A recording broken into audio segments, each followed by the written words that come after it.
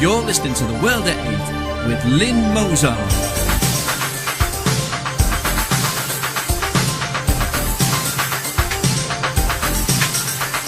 The World at 8, the number one in nationalist news. Highlights of the news today, Friday the 11th of January. A white British minority in 4 towns and cities in the UK. Saturday sees name changes for wards in Tower Hamlets. Met Office releases revised global temperature predictions. Barbarity at the Centre Pompidou.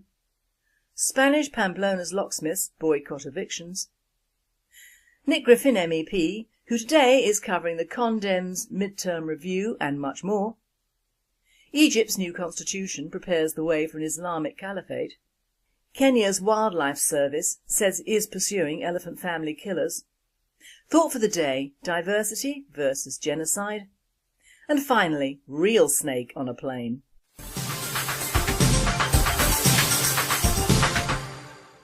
UK news. White Brits are now in a minority in 3 more UK towns and cities, a report reveals today. Soaring immigration has sent their numbers plunging below 50% in the city of Leicester and the towns of Luton and Slough. The figures follow last month's revelation that for the first time white Brits form less than half London's population, 45%. The percentage calling themselves white British is at 35 in Slough, Berkshire and 45 in Luton Beds and Leicester. No ethnic group is in the majority in any of the 3. The Manchester University study says the figure for Birmingham may fall below half within 7 years. The overall white population tops 50% in Leicester and Luton when Eastern European and Irish communities are added. The latest analysis of 2011 census data in England and Wales, published today by the University of Manchester researchers, has revealed the first local authorities outside London where no ethnic group is in the majority. The research by the university's Centre on Dynamics of Ethnicity, CODE, shows the towns of Slough and Luton and the city of Leicester are now plural. Birmingham could join them in the next 7 years. The team, who also find that 23 of London's 33 boroughs are plural, says towns and cities labelled by politicians as segregated are in reality the most diverse. In the 3 local authorities, substantial numbers of Irish, Eastern European and other white populations have rendered their white British populations, though still large, as minorities for the first time. However, the white British population is still the largest in every local authority except Tower Hamlets and Brent, where it is the second biggest. In addition, the research was funded by COD and the Joseph Rowntree Foundation. There is an ongoing campaign to change the names of famous wards in Tower Hamlets. The deadline for public objections to the dropping of Banglatown from Spitalfields and Banglatown and St Dunstan's from the proposed new Stepney wards is on Monday. Do please write to the Local Government Boundary Commission at reviews@lgbce.org.uk if you have strong views on either. While dropping Banglatown was a Tory proposal, removing the name of St Dunstan's was a Labour idea. The current ward name is St Dunstan's and Stepney Green. The final Labour proposal, which has been provisionally accepted by the Commission, is Stepney East and Stepney West. However, I understand that Labour councillors had actually wanted to call one of the wards St Dunstan's and Shah Jahal. Shah Jahal, named after Shah Jahal, who is credited with the spread of Islam in Bengal, is the name of the popular but rather ramshackle mosque in Duckett Street, which over the past few years has also been the centre of feuding over various management and funding arrangements. A Nationalist spokesperson commented, "You see, this is what the media do not print or broadcast, the very gentle but firm introduction of Islam to these boroughs. Soon Sharia will be sliding in and all the road names will be in Urdu or worse. It has begun." Met Office releases revised global temperature predictions showing planet is not rapidly heating up. The Met Office has admitted that global warming has stalled. Officials say that by 2017 temperatures will not have risen significantly for nearly 20 years. They concede that previous forecasts were inaccurate and have come under fire for attempting to bury bad news by publishing the revised data on Christmas Eve. A World at 8 writer stated, All very well, but facts are facts. The polar ice caps are melting fast, and humans deforesting vast areas of land will affect our climate in coming years. It isn't all one factor, right or wrong. As usual, the world ignores the grey area in between, the pro-global warmers and the sceptics.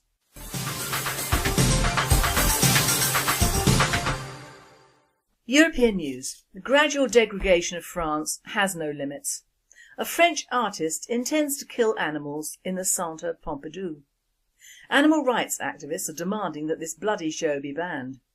The French-Algerian artist Adel Abdessemed plans to end his exhibition in this museum by torturing animals. The artist of Algerian origin will bring a cow, a calf, a pig, a goat and a sheep to the centre, which is one of the most famous museums in Paris, and smash them to death with a hammer to the sound of heavy metal music. We have to stop this absurd show from the point of view of the true artists and those who appreciate art. Torturing animals is not art, but cruelty, and humans should not do this. This show would be an insult to the feelings of many people who defend animals, says petition addressed to Cultural Minister Aurélie Filippetti. This appeal to stop this dreadful crime has received 25,500 signatures in 3 weeks at the civil organisation's website avaaz.org, but 30,000 are needed. The animal rights activists will demonstrate next to the museum. In spite of the important prestige and international recognition, many have doubts about the artistic value of Adel Abdessemed. Some years ago, one of his exhibitions was closed in San Francisco 5 days after opening due to massive protests and threats. France has recently seen scandals involving animals. This week, the famous actress Brigitte Bardot declared that she will apply for the Russian citizenship if 2 elephants in the Lyon Zoo that are ill with tuberculosis are killed because of fears that the illness could be passed on to humans. The World at 8 reporter comments, "The poor elephants probably got it from an immigrant worker anyway, not the other way round. As for the so-called art show beating animals to death, he's got the idea from the Eid celebrations, where even small camels publicly have their throats cut by any passing Muslim, then lie in the street and bleed to death. When will the Western world forbid this sort of cruelty in its own countries? This man needs to be put out of our misery." Madrid.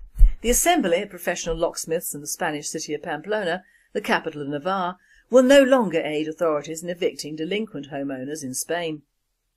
In Spain, locksmiths are called in by the courts to change the locks on a home once its occupants have been evicted. The locksmiths say they would not assist in evictions that led to at least 9 suicides over the past few months, and which have affected 400,000 people since the economic crisis began. "It will affect us economically, but we have our dignity," Assembly President Iker de Carlos told reporters. From now on they will have to call locksmiths outside Navarre. What you see on television is different from when you go there. You know you're helping to kick people out of their home, to stay on top of a perpetual debt that you will have to keep paying. We know that we will not start a revolution, but we want to serve as an example to Navarre society. Locksmiths throughout the country are evaluating the Pamplona action as an example to follow.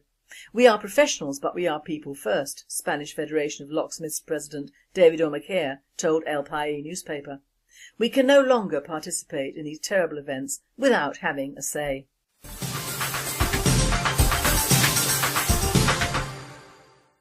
Meanwhile, I hand you over to Nick Griffin, MEP. Well, the break was welcome, and I hope that you also had a good Christmas. But it's good to be back on World at 8. Our audience is growing steadily, and my special thanks are due to everyone who sends on links and recommendations to friends to help us win new listeners. One useful trick that I've heard of supporters doing is to go on the comments section of newspapers and put links to World at 8 on them. Don't waste time with moderated columns on controversial issues, as their censors will just delete them. Don't worry about relevance. A link in a gardening column will get seen by readers just as easily as one beneath a report on Muslim grooming, and it's far more likely to be published and to stay up. Many thanks, and do let me know of your successes. If everyone makes a point of doing something, we'll get a lot more done. And we need to because, as I'm sure you already know, the demographic shift in Britain means that we only have a limited amount of time left in which to turn things around.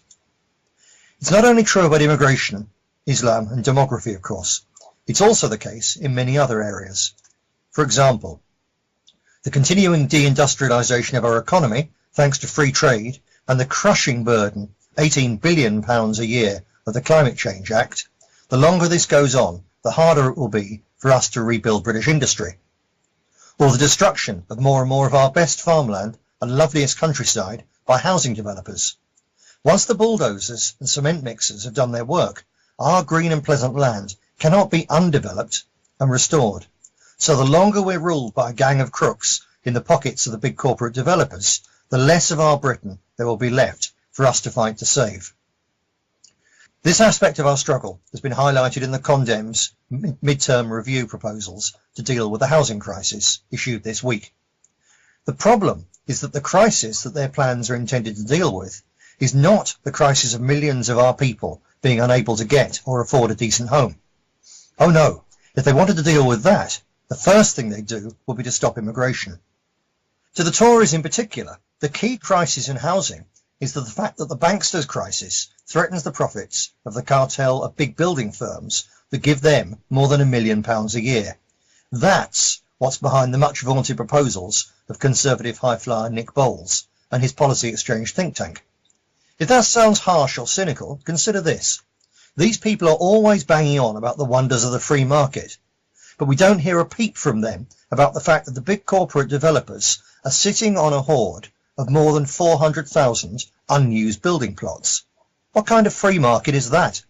They are literally rationing building land in order to keep prices artificially high and to create an artificial shortage which they and their political puppets then use to justify scrapping the Greenbelt planning restrictions which stand between them and even bigger profits from building high-class residential units in some of our most beautiful countryside. The solution is simple, and I caused a considerable behind-the-scenes stir in the housing industry by proposing it this week. A simple 3% unused utility levy every 2 years on the value of all building plots which have had unused planning permission on them for more than 18 months. At a stroke, this would break the big boys' corrupt cartel, forcing them either to get building new homes or to sell off plots to smaller firms who will. The price of both building land and therefore new homes would drop to more affordable levels, helping young families to buy their own houses. It would also bring in valuable extra income to local authorities to plough into renovating older rental properties rather than leaving them to run down so they can be demolished and replaced by more private yuppie developments, which is the norm at present. That's the sensible, practical nationalist proposal. Contrast that to the Tory developers one announced this week. Build all over the Greenbelt with powers to blackmail local communities into supporting developments by telling them that unless they approve them, they won't get badly needed facilities such as health centres. That's not a policy, it's blackmail. The Coalition's other bright idea on housing is to make £200 million available for developers to borrow to fund the building of private rental units. Yet again, we see the curious phenomenon of fanatically pro-free market Tory policy geeks doing a 180-degree U-turn on their principles when they stand in the way of added profits for their corporate money-bag cronies. 200 million of public money pumped into an artificial and unnecessary subsidy for big developers will only lead to higher prices for building land, something that will make it even harder for young buyers to get a foot on the property ladder. Of even more long-term significance, the proposal marks a huge shift in housing policy because, I repeat, the properties built in this way would be the core of private rent-for-profit empires. This from the party which, under these young pups' supposed idol Margaret Thatcher, had the ambition of widening owner occupation on the grounds that, since private property is a foundation stone of freedom, independence and social stability, it should be spread more widely. And, just as the Tories are turning their backs on their political heritage and their core constituency with this new policy, so we can see in their supine acceptance of this shift to private rental as the basis of housing policy, the parallel betrayal by Labour of their own traditions and voters. Because Labour was the party that created council housing, the original affordable homes that got the working class out of privately owned rat-rented slums and into affordable Parker Morris standard homes under local democratic control.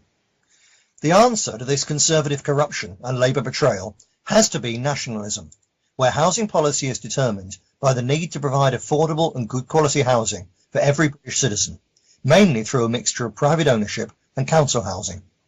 Well-regulated privately owned rental property has a role to play, of course, but it should not be promoted as the answer to Britain's housing problems, as an excuse for big developers to get even richer.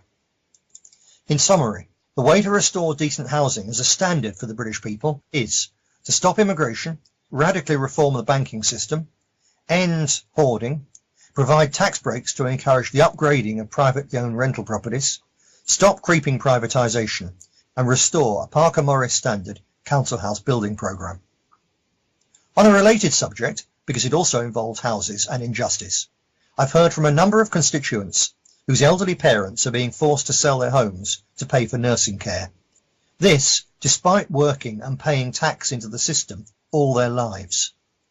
A record number of over 24,500 pensioners were forced to do so this last year alone, with the average sale only paying for 3 years and 8 months of care before the money's all gone.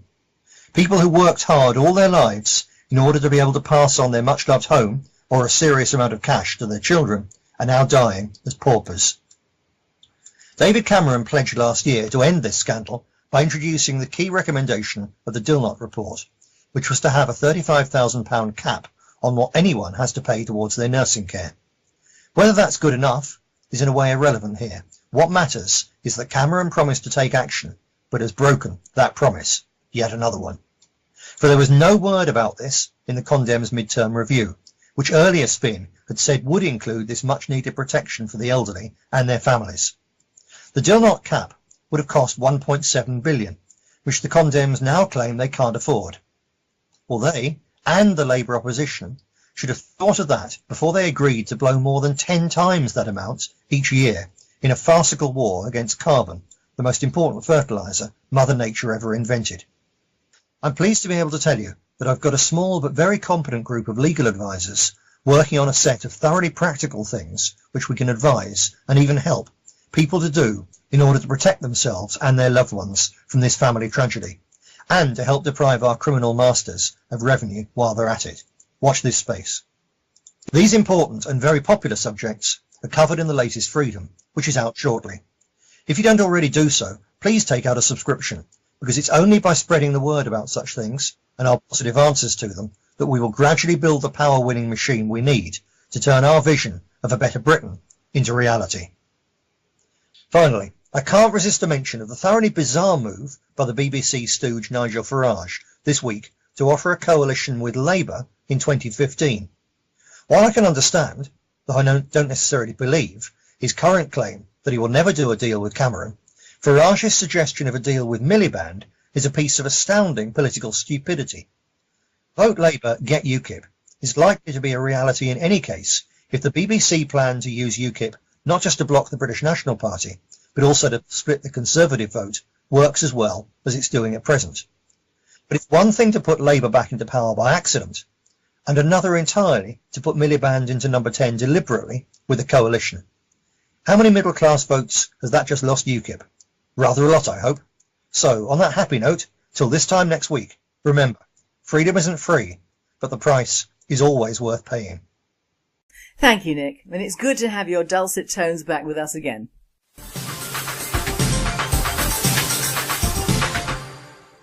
World News. Egypt's new constitution prepares the way for an Islamic caliphate, according to the acting leader of Coptic Catholics, who is among 3 bishops to condemn the document as a fundamental attack on human rights. The history of Christianity in Egypt dates back to the visit of the Holy Family of Jesus, Mary and Joseph to that land, Matthew 2. It predates any claimed Islamic history in that country. To the Christians who live in Egypt, the history of the Christian Church is the history of Egypt.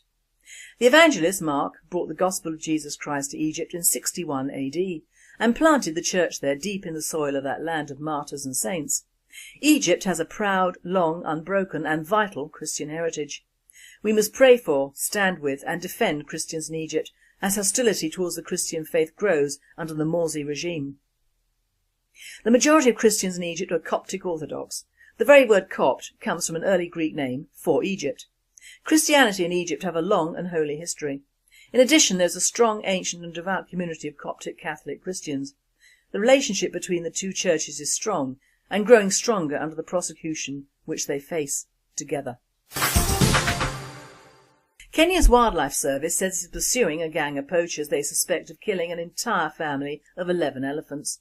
Saturday's killings took place in the Tsavo National Park, Kenya's largest single continuous ecosystem, which is home to some 13,000 elephants, and it is the most barbaric poaching incident recorded in that country. The poaching gang is believed to be made up of 10 people, and their quarry was being hunted by rangers on foot and from the air. Kenya is amongst several African states that are taking a more aggressive stance against this poaching, as they are trying to combat the surge in demand from mainly China for ivory at any price. Despite a long-standing ban on the international trade, ivory from elephants is often smuggled to Asia for use in ornaments, whilst rhino horns are used in traditional medicine. This shows the great lengths these criminal cartels are ready to go to get ivory. It's really tragic, Kenya Wildlife Service spokesman Paul Udo told Reuters news agency.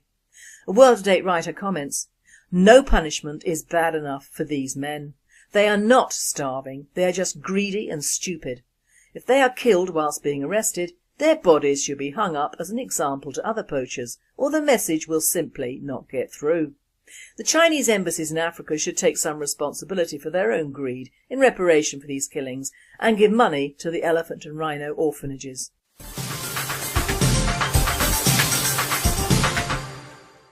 Thought for the day: diversity versus genocide. I'm wondering how far down the line we in the UK go before we realise that diversity is just another name for ethnic genocide. 2 items in the last 24 hours came as no greater surprise. There was a programme on Generation Rent, and this programme did not feature one single ethnic landlord, although it is well known that a very significant percentage of the buy-to-lets are bought by Asians in the UK. They only showed white couples both renting and prospective buyers, but did get just a little naughty in showing 2 obvious homosexuals who were starting a property portfolio. I almost fell off my seat to see not a single ethnic, not even a Pole, but of course this was intended, because to admit that our youngsters will be in hock to ethnic and foreign landlords for the rest of their lives must never be touched upon. The situation is dire for young white couples, and we can thank the banks, Labour governments and global greed. Not much comfort there, but the building societies should be made to lend with smaller deposits and make sure that people can pay back even when interest rates rise. It seems stupid that one has to pay a much larger sum of money to someone else just to rent, whilst a mortgage would be so much cheaper. We have not provided the right sort of advice and help to an entire generation of our own youth. We've all been too busy accommodating and paying for a generation of immigrant youth, and we've left our own behind. Second surprise came in a book by a well-known author of horror stories, and in it of course there are the bad guys in various ghostly forms, and just guess who. Well, Hitler's Imaginary Daughter by Unity Mitford, a colleague of Slobodan Milosevic, 2 old Nazis, one of which bore the name Brunnan, which is a mite away from Alois Brunner, ex-Nazi, currently in Syria, and whose son Egon I had my picture taken with in Singapore a very long time ago. And I'm only halfway through this book. Why do authors jump on this old and boring bandwagon? Are people still living in the 1930s?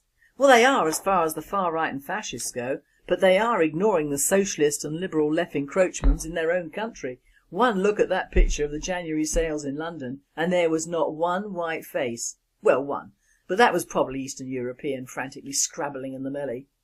So we have the media, the arts, the councils and the government, the education facilities, the medical facilities, and so much more gradually turning into the third world with all the terrible omens that entails. And it is our fault. The English are incapable of getting angry at anything other than the Germans and the upper classes. Germany didn't have to invade us, it left it to the Arabs and Indian subcontinent, and then they went for broke with the EU unemployable. But what goes around comes around, and Germany is inundated with Turkish Muslims, but has taken away the means to do anything about it. The West crowed over Serbia and Bosnia and all the awful things inflicted on just the Muslims, who of course never do anything wrong. The Allies embellished stories of the existing camps, which incidentally we British invented against the Boers in South Africa, and the Jews, although they suffered terribly, have been dining out on the last war for over 60 years. In doing so, we have taken the teeth from our British lion, because now, if anyone wanted to do anything other than send a huge amount of people on a luxury cruise over the Niagara Falls, we would not be allowed to do it. International condemnation would follow. Even now there are threats from Obama and Germany that if we leave the EU, we will not be so interesting to the US, and Germany will try and make sure we are financially ruined. Tough. Below is a short tale indicative of what we have to put up with now, even in areas not over-enriched. I no longer recognise the Britain I grew up in. From our European writer on a recent journey home. When I came out of the railway station at Stoke-on-Trent, as I have done countless times since my childhood, I made my way to the taxi rank and asked for Barlaston, a small village 5 miles away where my parents began their married life. The taxi driver invariably registered a total blank. "I'm going to the Wedgwood factory." Blank. "You know, Wedgwood? Famous pottery?" Complete blank. Only when I produced a postcode and we could tap it into the sat-nav does the Asian taxi driver have any idea where we're going. And it certainly is not anywhere in the Britain of my boyhood. We might well have to fight to put the great back into Great Britain, and the irony of this is the fact that we will have to fight many of our own kind because of the negative effect that positive media lies have had on the last couple of generations of Brits. There is a science fiction book written many years ago on the invasion of a planet, and the only people left to fight were the old and the young, and yet they succeeded. Middle England, middle class and middle of the road, might as well be on another planet. Nothing seems to touch them, except the sudden lack of child benefit, or their wealthy pensioners having to give up a free heating allowance, which frankly is not much good in hot foreign climes. The loss of their country doesn't seem to impinge at all, which might be just as well. What you don't fear to lose, you might well do so, owing to sheer apathy. And apathy is a waste of a life, in my book.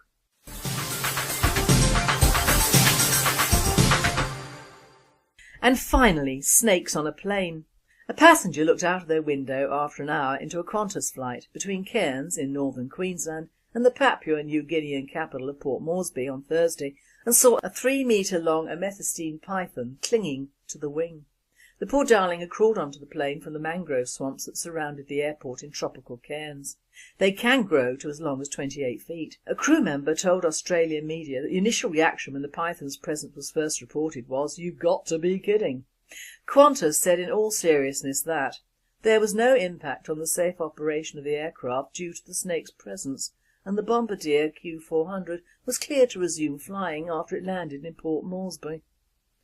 Unfortunately for our slithery friend, the flight did not suit him, and he was found to be dead on arrival. Oh. You've been listening to The World at 8. I am Lynn Mozart, and I and the team at World at 8 and Radio Britain wish you all a very happy and a very safe weekend.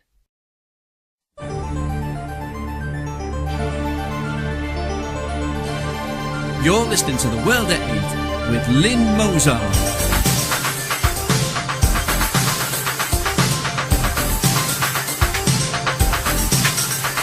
The World at 8, the number one in nationalist news. Highlights of the news today, Friday the 11th of January. A white British minority in 4 towns and cities in the UK. Saturday sees name changes for wards and town hamlets. Met Office releases revised global temperature predictions. Barbarity at the Centre Pompidou. Spanish Pamplona's locksmiths boycott evictions. Nick Griffin MEP, who today is covering the Condems mid-term review and much more. Egypt's new constitution prepares the way for an Islamic caliphate. Kenya's Wildlife Service says it is pursuing elephant family killers. Thought for the day, diversity versus has revealed the first local authorities outside London where no ethnic group is in the majority. The research by the university's Centre on Dynamics of Ethnicity, CODE, shows the towns of Slough and Luton and the city of Leicester are now plural. Birmingham could join them in the next 7 years. The team, who also find that 23 of London's 33 boroughs are plural, says towns and cities labelled by politicians as segregated are in reality the most diverse. In the 3 local authorities, substantial numbers of Irish, Eastern European and other white populations have rendered their white British populations, though still large, as minorities for the first time. However, the white British population is still the largest in every local authority except Tower Hamlets and Brent, where it is the second biggest. In addition, the research was funded by COD and the Joseph Rowntree Foundation. There is an ongoing campaign to change the names of famous wards in Tower Hamlets. The deadline for public objections to the dropping of Banglatown from Spitalfields and Banglatown and St Dunstan's from the proposed new Stepney wards is on Monday. Do please write to the Local Government Boundary Commission at reviews@lgbce.org.uk if you have strong views on either. While dropping Banglatown was a Tory proposal, removing the name of St Dunstan's was a Labour idea. The current ward name is St Dunstan's and Stepney Green. The final Labour proposal, which has been provisionally accepted by the Commission, is Stepney East and Stepney West. However, I understand that Labour councillors had actually wanted to call one of the wards St Dunstan's and Shah Jahal. Shah Jahal, named after Shah Jahal, who is credited with the spread of Islam in Bengal, is the name of the popular but rather ramshackle mosque in Duckett Street, which over the past few years has also been the centre of feuding over various management and funding arrangements. A Nationalist spokesperson commented, "You see, this is what the media do not print or broadcast, the very gentle but firm introduction of Islam to these boroughs. Soon Sharia will be sliding in and all the road names will be in Urdu or worse. It has begun." Met Office releases revised global temperature predictions showing planet is not rapidly heating up. The Met Office has admitted that global warming has stalled.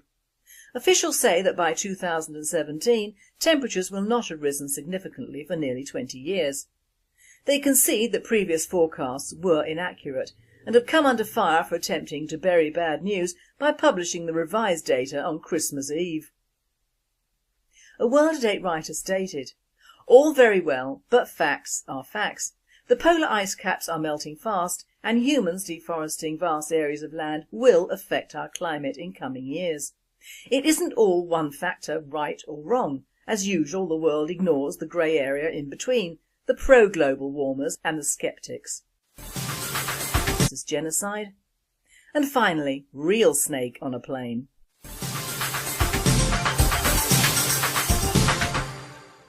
UK News. White Brits are now in a minority in 3 more UK towns and cities, a report reveals today. Soaring immigration has sent their numbers plunging below 50% in the city of Leicester and the towns of Luton and Slough. The figures follow last month's revelation that for the first time white Brits form less than half London's population, 45%. The percentage calling themselves white British is at 35 in Slough, Berkshire and 45 in Luton Beds and Leicester. No ethnic group is in the majority in any of the 3. The Manchester University study says the figure for Birmingham may fall below half within 7 years. The overall white population tops 50% in Leicester and Luton when Eastern European and Irish communities are added.